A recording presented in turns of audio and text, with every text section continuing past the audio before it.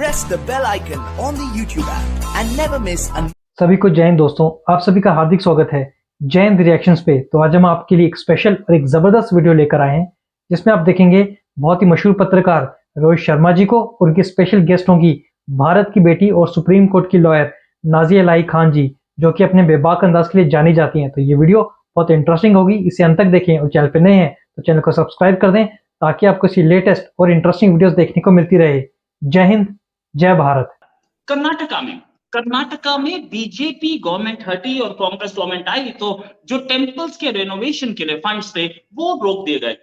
ऐसे टाइम पे आया जब पाकिस्तान में चर्चेस तोड़े गए। ये कि एक तरफ चर्चेस तोड़े जा रहे हैं, कोई नहीं बोल रहा, ना पाकिस्तानी बोल रहे ना कांग्रेस बोल रही है, और दूसरी तरफ मंदिरों के रेनोवेशन का जो फंड पहले से एलोकेटेड था वो फंड रोक दिया जाता है। क्यों रोका जाता है पता नहीं, शायद उनको लगता है कि ये बीजेपी की स्कीम थी और इसे हम रोक दें। इसी बात करने के लिए हमारे साथ नाजिया इलाही खान जो कि एक्टिविस्ट हैं, एडवोकेट हैं, और साथ में ये कई जगह मतलब कंट्री के कई लोकेशंस पे जा करके महिलाओं के लिए और लोगों के लिए फ्री में भी केस लड़ती है, वैसे भी केस लड़ती है और उनको हेल्प भी करती है। बहुत बहुत स्वागत नाजिया जी आपका हमारे शो में। नाजिया जी, ये कर्नाटका गवर्नमेंट कर क्या रही है? कर्नाटका गवर्नमेंट क्या पाकिस्तान की गवर्नमेंट की तरह बिहेव नहीं कर रही है कि आप कर दो, उड़ा दो, हम देख लेंगे? सबसे पहले तो वंदे मातरम, भारत माता की जय। Thank you so much Rohit भाई मुझे बुलाने के लिए।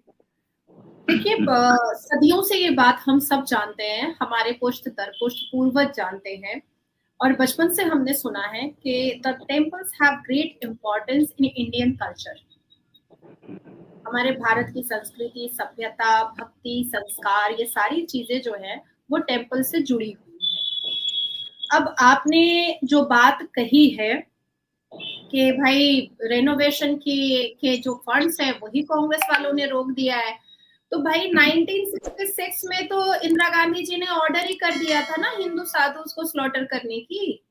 हालांकि उससे पहले जो वो इलेक्शन जीती थी वो हिंदू वोटों के आधार पर ही उनकी जीत हासिल हुई थी, और उन्होंने अपनी स्पीच में इस बात को अग्री भी किया था कि हिंदुओं के वोट की वजह से मैं जीती हूँ। और उसके 1.5 साल के बाद 1966 में उन्होंने हिंदुओं को ही, हिंदू साधु को ही स्लॉटर करने की बात कह रही थी, क्योंकि उनको अपने मुसलमानों के वोट बैंक को बचाना था। जो काउ स्लॉटर का मुसलमान एक दावा दे रहे थे कि भाई काउ स्लॉटर को बिल्कुल भी अप्रूव कर दिया जाए, लीगलाइज कर दिया जाए, तो उन्होंने उनको खुश करने के लिए, मुसलमानों को खुश करने के लिए हिंदू साधुओं के स्लॉटर का उन्होंने ऑर्डर कर दिया था। अब मैं बताती हूँ कि कमलनाथ जी जो कांग्रेस के हैं, जो अभी बाबा बागेश्वर के भक्त बन चुके हैं, पर उसी से 2 महीना पहले उन्होंने कहा था कि क्या अरे हिंदुस्तान में तो 82% हिंदू है ही है, तो क्या ये बाबा बागेश्वर जी क्या नए हिंदू पैदा कर रहे हैं? इनके बोलने से ही कोई हिंदू हो जाएगा? और फिर उनके ही चरणों पर समर्पित हो गए और फिर उनकी ही वाहवाही और ताली बजाने लगे बाबा बागेश्वर को बुला करके। अब उसके बाद मैं आती हूँ दिग्विजय जी के पास, जो अपने ही महिला कांग्रेस नेत्री को टंच माल भी बोलते हैं और साथ ही साथ हिंदुओं को बहुत डिफेम भी करते हैं।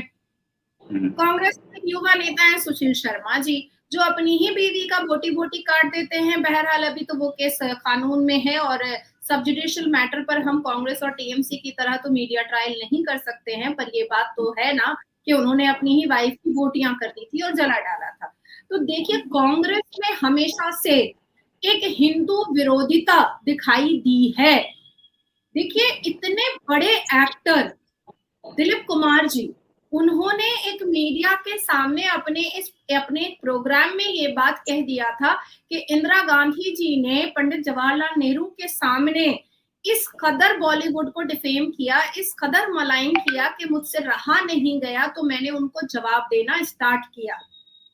तो ये तो दिलीप कुमार जी एक्सेप्ट कर रहे हैं कि इंदिरा गांधी जी का टोन हमारे बॉलीवुड के लिए या हमारे कल्चर के लिए या हिंदुस्तान की सभ्यता के लिए या हिंदुस्तान के संस्कार के लिए, हिंदुस्तान की भक्ति के लिए कितने नेगेटिव और कितने कड़वे जुबान हुआ करते आए हैं। अब बात आती है कि देखिए, मॉनसून सेशन में राहुल गांधी जी ने क्या बोला। मणिपुर पर तो चर्चा उन्होंने वो करने से रहे, मणिपुर पर तो उन्होंने कोई भी ऐसी बात नहीं कही जो कानूनी दायरे से एक सजेशन के तौर पर उसको देखा जाए। उन्होंने राम भगवान जी को मलाइन किया, उन्होंने भारत माता को मलाइन किया, उन्होंने भारत माता पर कैरोसिन तेल डालने की बात कह दी, उन्होंने भारत माता को डिफेम कर दिया पार्लियामेंट के अंदर खड़े खड़े, और गांधी परिवार के सुपुत्र ने महिलाओं की भीड़ में फ्लाइंग किस भी दे डाला। तो अब आप इससे आप सोचें कि किस तरीके का इनका कल्चर है, किस तरीके की इनकी अपब्रिंगिंग है। मैं आपके चैनल के माध्यम से रोहित भाई मैं ये कहना चाहती हूँ, 14% मुसलमान के वोट को अट्रैक्ट करने के लिए क्या राहुल गांधी, इंदिरा गांधी, पंडित जवाहरलाल नेहरू जी क्या अपने हिंदू होने पर शर्मिंदगी महसूस करते हैं? क्या अपने हिंदुत्व पर वो शर्मिंदगी महसूस करते हैं? क्या अपनी श्रद्धा और विश्वास को, अपनी आस्था को, अपनी भक्ति को परे रख करके सिर्फ और सिर्फ वोट बैंक की राजनीति जो एक बरसों से चली आ रही है इस गांधी परिवार में, क्या उसी को वो आगे कंटिन्यू करना चाहते हैं? आखिर जब जैसे ही गुलाम नबी आजाद कांग्रेस की भक्ति से और कांग्रेस की के तोता वाली पार्टी से वो जैसे ही बाहर निकले और मुक्ति मिली, उन्होंने कल एक भयानक स्टेटमेंट दिया। उन्होंने सीधा कहा कि भाई मुसलमान इस्लाम जो है वो तो 1550 साल ही पुराना है, लेकिन हिंदू धर्म जो है वो तो 15,000 साल पुराना है। और कश्मीर, क्योंकि वो कश्मीर के फॉर्मर चीफ मिनिस्टर रह चुके हैं, तो उन्होंने खुद अग्री किया कि भाई वहां पर बहुत कन्वर्शन कराया गया था, काफी अत्याचार किया गया था हिंदू पंडितों पर। तो 50 साल की उनकी जो पॉलिटिकल लाइफ रही गुलाम नबी आजाद की, इसका मतलब है कि 50 साल उन्होंने लोगों को ठगा, इसका मतलब है कि उन्होंने गलत मैसेजेस दिए लोगों को, इसका मतलब है कि वो जब कश्मीर में जाकर के अपनी भाषणबाजी किया करते थे और मुसलमानों को प्रोवोक किया करते थे, वो कांग्रेस के कहने पर प्रोवोक किया करते थे। देखिए, कांग्रेस एक ऐसी सरकार है जिसने इमाम बुखारी जैसे लोगों को वैल्यू दे डाला। कांग्रेस एक ऐसी सरकार है जिसने हमेशा छल और कपट की राजनीति की। कांग्रेस एक ऐसी सरकार है जो अपने परिवारवाद में ही उलझ करके रह गया। कांग्रेस एक ऐसी सरकार है कि जिस सरकार में निर्भया जैसा इतना बड़ा मामला आया और निर्भया के दोषियों को बचाने के लिए सुप्रीम कोर्ट 2 बजे रात तक खुल गया। कांग्रेस एक ऐसी सरकार है जहां जब अजमल कसब आया करता था। कांग्रेस एक ऐसी सरकार है जब महाराष्ट्र में गलियों में और कोचों में याकूब मेमन जैसे लोग रहते थे। कांग्रेस एक ऐसी सरकार है जब इकरा और जनता खान स्लीपर सेल बन करके हनी ट्रैप आ जाया करती थी। कांग्रेस एक ऐसी सरकार है जब जेएनयू में अफजल हम शर्मिंदा है, तेरे खातिर जिंदा है, हिंदुस्तान तेरे टुकड़े होंगे इंशाल्लाह इंशाल्लाह नारेबाजी वाले ऐसे फर्द को भारत जोड़ो यात्रा में राहुल गांधी जी लेकर चलते हैं, जो कभी जेएनयू में भारत के टूटने का मतलब भाषणबाजी किया करता था, नारा लगाया करता था। तो अब इससे तो जनता भी बिल्कुल साफ समझ चुकी है, और तभी इसी रीजन से ना जनता ने एक ऐसी सरकार को चुना है और ऐसी सरकार को ला करके बैठाई है जो इस तोते चश्म कांग्रेस की सरकार से हमें मुक्ति मिल जाए। मैं रोहित भाई आपको एक चीज बहुत क्लियर कर देना चाहती हूँ कि वो व्यक्ति जो अपने धर्म को मान सम्मान नहीं दे सकता है, वो कभी किसी दूसरे के धर्म को भी मान सम्मान और इज्जत नहीं दे सकता है।